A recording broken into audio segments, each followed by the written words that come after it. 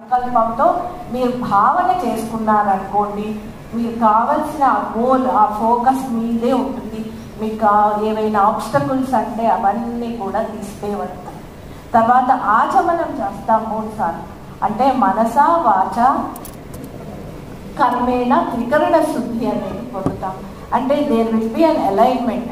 అప్పుడు ఏం జరుగుతుంది అంటే, మీరు ఏదైనా ప్రాజెక్టు, ఏదైనా పని చేయాలనుకున్నారనుకోండి, అప్పుడు ఒక అద్భుతమైన ఇంట్యూషనల్ ఐడియా మీకు డౌన్లోడ్ అవుతుంది బికాస్ ఆఫ్ ద అలైన్మెంట్.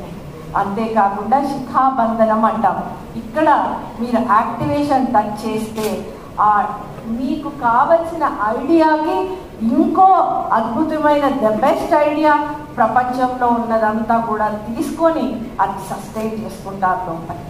తర్వాత ప్రాణాయామం అనేది మీకు extra energy to do the work.